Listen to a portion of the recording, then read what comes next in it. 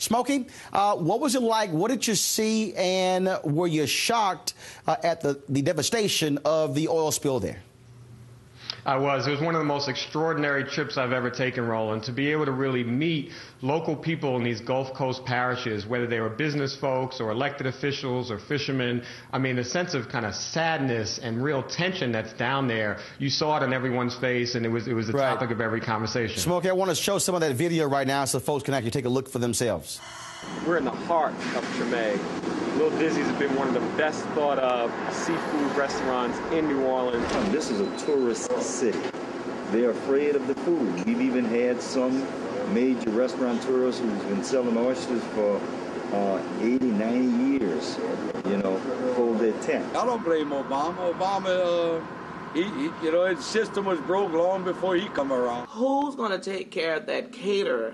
Who's going to take care of the person that owns that grocery store that's used to filling up these big orders of food to send down to fill up these rigs? Who's going to take care of that single mother who's dependent upon that father who's on that rig to bring home, to pay child support so that she can afford a quality of life for her child? The blacks on the back burner, you're not seeing them highlighted on TV. You would think they don't exist.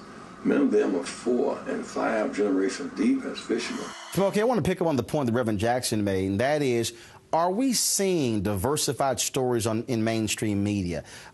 Because what he said is that we're only seeing, frankly, largely whites being affected, but it's really affecting Vietnamese, Hispanic, African Americans, so many different people.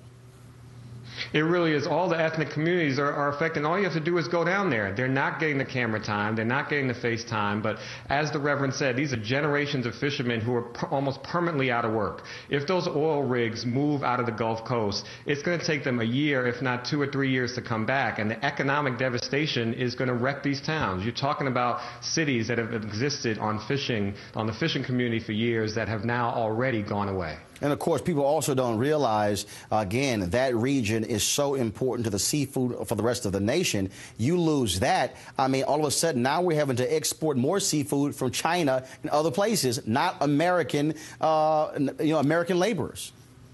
30% of our seafood comes from the Gulf Coast, and all the local New Orleans restaurants have already stopped serving seafood because they said their customers are fearful of eating it.